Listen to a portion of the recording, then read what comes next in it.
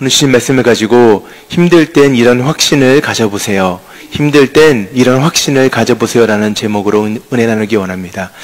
욥의 인생 참 어렵습니다. 묵상하고 또 묵상해도 그 삶을 담고 싶은 마음을 별로 안 드는 것 같습니다. 그런데 말씀을 오늘 제가 묵상하면서 이러한 확신을 한번 좀 가져보고 싶다라는 생각이 들었어요. 힘들고 어려울 때, 고난 속에 있을 때 우리의 삶의 끝을 알 수 없는 자리에서 또는 삶이 낭떠러지에 떨어지는 것 같은 그 시간 가운데 이러한 확신이 있으면 그 시간을 지나갈 수 있겠다라는 마음이 들었습니다. 그래서 오늘 함께 말씀을 통해서 그러한 확신 두 가지를 오늘 욥의 모습을 통해만 발견할 수 있는 그런 귀한 시간 되었으면 좋겠습니다. 10절 말씀을 같이 봅니다. 이렇게 되어 있습니다. 그러나 내가 가는 길을 그가 아시나니 그가 나를 단련하신 후에는 내가 숨금같이 되어 나으리라. 욥의 위대한 고백이죠. 욥이 이러한 고백을 그 입술권에 담기까지 그의 삶이 어떠했습니까? 우리가 지금까지 묵상했던 것처럼 정말 힘든 삶을 살았습니다. 정말 어려운 삶을 살았고 지금도 그 어려움에서 한 걸음도 벗어나지 못한 상황에 있습니다. 욥은 그러한 삶의 자리에서 하나님을 마주하고 싶었습니다. 하나님 앞에 나아가서 물어보고 싶은 질문이 많았고, 그리고 무엇보다도 자신이 친구들의 정죄함처럼 그렇게 죄로 인하여서 고난을 당하는 것이 아니다라는 사실을 보여주고 싶었던 것 같습니다. 그래서 1절에서 오늘 본문이 기록된 앞에 있는 1절에서 9절 말씀을 보면 욥은 끊임없이 하나님을 찾고 또 찾고 또 찾기를 원합니다. 그리고 그 앞에 하나님과 함께 대화 나누기를 원하는 모습이 기록이 되어 있어요. 오늘 본문 앞에 있는 8절부터 9절 말씀을 새 번역으로 보면 이렇게 기록하고 있습니다. 그러나 동쪽으로 가서 찾아보아도 하나님은 거기에 안 계시고 서쪽으로 가서 찾아보아도 하나님을 뵐 수가 없구나. 북쪽에서 일을 하고 계실 터인데도 그분을 뵐 수가 없고 남쪽에서 일을 하고 계실 터인데도 그분을 뵐 수가 없구나. 하나님을 만나고 싶은데 하나님이 보이지 않는다라는 거예요. 하나님이 여기에 계실 것 같아서 가면 안 계시고 저기에 계실 것 같아서 가면 거기도 안 계시고 욥의 고백이 무엇입니까? 결국 나는 하나님을 찾을 수가 없구나입니다. 그렇게 만나고 싶은 하나님을 찾을 수가 없구나예요. 그런데 거기서 욥의 고백이 오늘 10절의 고백처럼 바뀌는 것을 볼 수가 있어요. 이제는 하나님이 나를 찾는다라는 고백을 하는 것입니다. 내가 가는 길을 그가 아시나니. 내가 가는 길을 그가 아시나니. 여기서 말하는 내가 가는 길을 그가 아신다라는 것은 좀 더 정확한 표현으로 하면 나와 함께하는 길입니다. 내가 있는 자리에 하나님이 함께 하신다라는 거예요. 내가 걷는 길을 하나님이 함께 하신다라고 이야기하는 것입니다. 평소에 내 인생에 걸어갔던 길일 것이고 나의 걸음과 나의 멈춤을 하나님께서 함께 하셨다라고 이야기를 하는 것입니다. 내가 가는 길을 그가 아시나니 나를 단련한 후에는 내가 순금같이 되어 나아오리라. 우리가 이 말씀을 묵상할 때 쉽게 해석하기를 내 삶에 불순물이 참 많이 있는데 하나님이 이 고난과 여건과 어려움을 통해서 이 불순물을 다 제거해 주시고 결국은 순도 100%의 순금을 만드신다 이렇게 이야기할 때가 있습니다. 아주 틀린 이야기는 아니고 큰 그림에서는 맞는 이야기입니다. 그런데 좀 더 정확하게 본문을 우리가 해석하자면 이것은 우리 안에 있는 불순물을 빼는 작업이라고 말하기보다는 여기서 말하는 단련한다라는 것은 하나님이 시험하여서 증명하다라는 의미가 좀 더 강한 것 같습니다. 무슨 말이냐면 내가 나의 삶이 하나님 앞에서 흠이 없다라는 것을 욥이 그토록 주장하기 원했고 그의 삶으로 증명하기 원했던 나는 죄가 없습니다. 하나님을 사랑했던 사람이고 하나님 앞에 경건을 위해서 힘썼던 사람이었습니다. 어떠한 상황에서도 내가 하나님 앞에 죄를 짓지 아니하고자 내가 하나님을 원망하지 아니하고자 씨름하며 몸부림치는 삶을 살았습니다. 라는 것에 대해서 하나님이 찾아오시면 하나님을 만나게 되면 그 하나님께서 나의 무죄함을 나의 흠이 없음을 다시 말하면 나의 참된 신앙을 하나님이 증명하여 주실 것이다 라는 표현이 좀 더 정확한 해석이 아닐까 생각을 해요. 욥의 마음 안에서 그가 찾고 찾던 하나님을 만나지 못했습니다. 그런데 그가 깨달은 것이 있어요. 무엇입니까? 하나님이 나에게 찾아오셨다라는 사실이죠.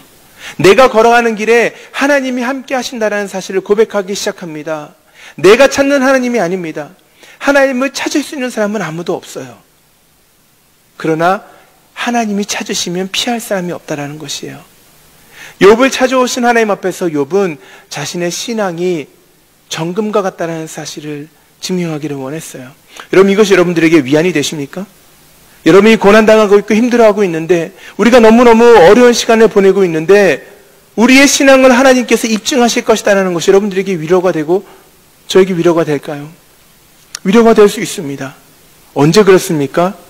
우리의 인생의 가장 큰 가치와 목적이 신앙일 때 그래요. 신앙이라는 것은 하나님과의 관계잖아요. 우리의 인생에서 가장 중요한 것이 하나님을 향한 나의 관계라면, 나의 인생의 모든 높음과 낮음을 통해서, 강함과 약함을 통해서, 건강함과 건강하지 못함을 통해서, 내가 정말 내 삶, 이 땅에서 있는 시간을 통해서 추구하는 것이 하나님과의 관계, 신앙인의 삶이라면 다른 것이 필요한 것이 아니라 내가 그토록 추구하고 지키기 원했고 가치 있다고 여겼던 것을 하나님께서 그것을 온 천하 가운데 증명해 주시는 것만큼 우리에게 위로가 되는 것이 어디 있겠습니까? 우리가 행복하기 위해 살아가는 삶이 아니잖아요. 성공하기 위해 살아가는 삶이 아니잖아요. 유명해지기 위해 살아가는 삶이 아니지 않습니까? 우리는 하나님을 알아가는 삶이죠. 그게 신앙인의 모습 아니겠습니까? 만약에 그렇다면 우리 모두의 삶이 결국은 하나님을 알아가고 하나님을 사랑하고 하나님을 섬기는 삶이 우리 모두의 인생의 창조된 목적이라면 그것이 증명되는 것보다 더 큰 상급이 어디 있겠습니까? 네가 그런 삶을 살았구나. 이 사람은, 저 사람은, 내 사랑하는 아들, 내 사랑하는 딸은 이 땅에서의 시간을 통해서 그 창조의 목적을 이루며 살아갔던 사람이야 라는 하나님의 증명보다 우리를 위로하는 것이 어디 있겠습니까?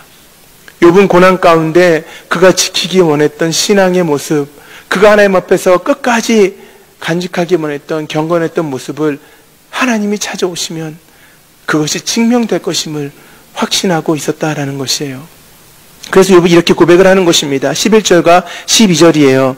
내 발이 그의 걸음을 따랐으며 내가 그의 길을 지켜 치우치지 아니하였고 내가 그의 입술의 명령을 어기지 아니하고 정한 음식보다 그의 입의 말씀을 귀히 여겼도다. 무슨 말하고 싶은 것입니까?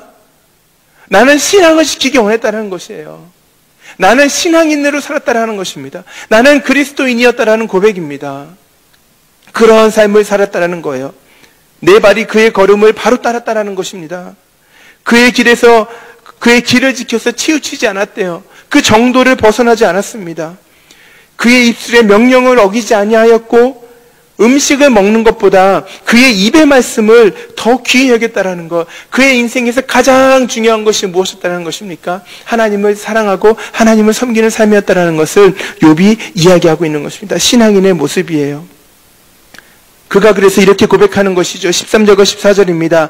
그는 뜻이 일정하시니 누가 능히 돌이키랴. 그의 마음에 하고자 하시는 것이면 그것을 행하시나니 그런즉 내게 작정하신 것을 이루실 것이라. 이런 일이 그에게 많이 있느니라. 결국은 어떠한 고백을 하는 것입니까? 그는 뜻이 일정하시니, 그는 뜻이 일정하시니를 정말 원어 그대로 번역을 하면 하나님은 하나시다라요. 하나님은 유일하시다라는 거예요. God is one. The Lord is one. 하나님은 하나시다라는 거예요. 무슨 의미입니까? 하나님만이 유일한 신이다라는 고백이죠. 유대인들에게 가장 위대한 고백입니다. 오늘 우리에게도 마찬가지예요. 우리 인생의 시작은요, 결국 이 신앙의 고백이 있을 때 참된 삶의 시작이 가능한 것이죠.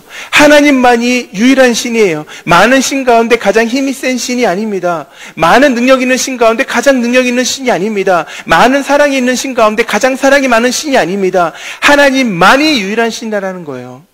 하나님만이 유일한 창조주이시고 하나님만이 유일한 왕이시고 하나님만이 유일한 내 삶의 참된 주인 되심을 고백하는 고백이 바로 그는 뜻이 일정하시니라는 고백 가운데 담겨있는 원래 의미다라는 것이에요. 욥이 이것을 고백하는 것이죠. 나를 찾아오신 하나님만이 진짜 신이시구나. 나를 찾아오신 하나님만이 나의 왕이 되시고 나를 찾아오신 하나님만이 내 인생의 주인 되시고 나를 찾아오신 하나님만이 내 인생의 길이 되심을 그는 고백하고 있는 것입니다. 아무도 그것을 돌이킬 수가 없어요. 이 땅에 존재하는 모든 것 가운데서 유일하게 원인이 없으신 분이 하나님이시잖아요. I am who I am. 나는 스스로 있는 자라는 고백이 바로 그것 아니겠습니까? 하나님만이 원인이 없으세요. 왜냐하면 하나님이 원인이 되시기 때문에. 다른 모든 것들은 그 원인으로부터 파생된 것이죠. 모든 인생과 모든 우주 만물은 유일한 원인 되시는 하나님으로부터 나온 것이지 않습니까? 정말 위대한 고백이죠. 그렇기 때문에 그를 돌이킬 자가 없습니다.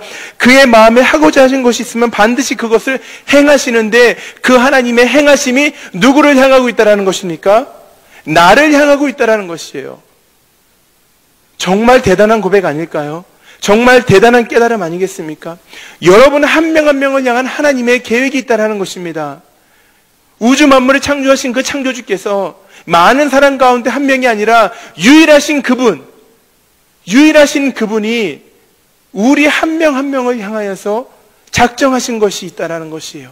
그리고 반드시 그것은 이루어진다라고 고백하는 것입니다.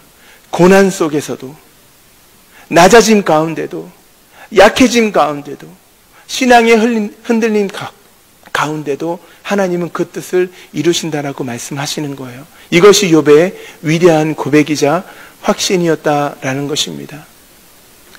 두 가지를 우리 가운데 좀 정리했으면 좋겠습니다. 첫 번째는 문제 해결은 하나님의 찾아오심에 있다. 문제 해결은 하나님의 찾아오심에 있어요. 욥이 가지고 있었던 고난이라는 문제 해결이 어디 있습니까? 그가 하나님을 찾는 데 있는 것이 아닙니다. 하나님이 그의 삶을 주목하신다는 사실에서 해결이 시작되는 것이죠. 그것을 깨달아야 돼요. 우리 인생도 마찬가지 아닙니까? 예수께서 우리 가운데 오신 궁극적인 목적이 무엇이에요? 우리의 문제, 무슨 문제였어요? 죄의 문제, 하나님과의 깨어진 관계의 문제, 영벌에 처할 수밖에 없는 영혼의 문제를 해결하시기 위해서 하나님이 찾아오셨죠. 그의 이름을 임마누엘이라 하라.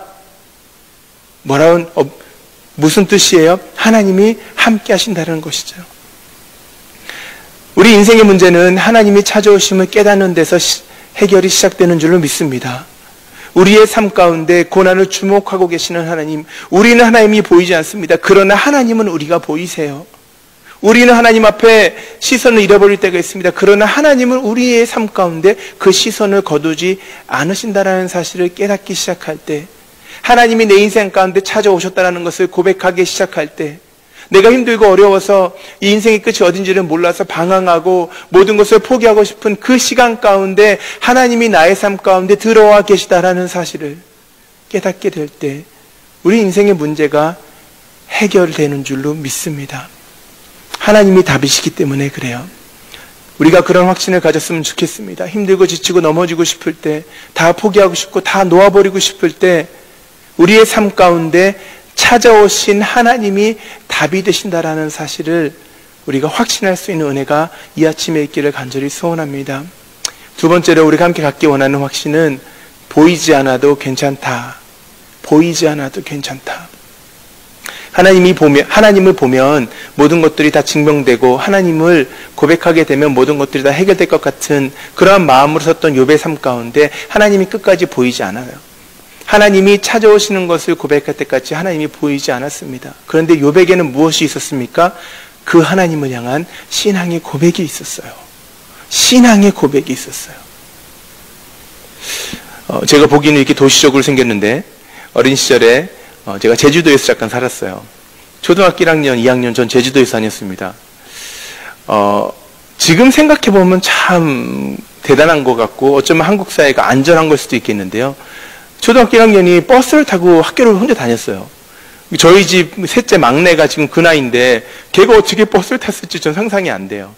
그때 부모들의 믿음이 좋았는지는 모르겠는데 제가 이게 어쨌든 1학년 때부터 버스 타고 다녔어요.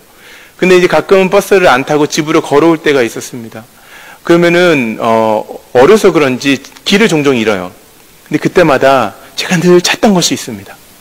이렇게 송신탑이 하나 높은 게 있었는데 그 송신탑을 향해서 가면 제가 살던 아파트가 나온다는 것을 제가 알아서 길을 헤매다가도 주위를 둘러보면 높은 탑이 보였어요. 그쪽을 향해서 가면은 단 한 번도 제가 집을 잃은 적이 없어요. 길을 잃은 적이 없어요. 집을 못 찾은 적이 없습니다. 그러니까 제가 오늘 여기까지 왔겠죠. 여러분, 우리의 신앙이 그런 때가 많이 있어요. 우리의 최종 끝이 보이지 않습니다. 집으로 가야 되는데 집이 보이지 않아요. 그런데 그럴 때 저와 여러분의 입술에 담겨진 신앙의 고백을 보고 걸어가는 것입니다. 하나님은 선하신 하나님이시다라는 신앙의 고백, 하나님은 전능자이시고 하나님만이 유일한 신이 된다라는, 유일한 왕이시고 유일한 주인 되시며 나의 길을 하나님이 함께 하신다는 이 신앙의 고백을 바라보면서 보이지 않는 삶을 걸어갈 때 우리는 보이지 않지만 괜찮다라는 확신을 가지고 살아갈 수 있을 줄로 믿습니다. 오늘 여러분의 입술에 담겨지는 신앙의 고백대로 걸어가시기 바랍니다. 신앙으로 선포하시고 믿음으로 바라보면서 그 땅으로 나아가시기를 바랍니다. 그렇게 걷다 보면 반드시 하나님이 계시는 자리에 우리 모두가 서게 될 것이고 하나님의 얼굴을 마주할 수 있는 복된 날이, 우리의 눈물이 닦여지는 놀라운 영광스러운 날이 우리 삶 가운데 경험될 줄로 믿습니다.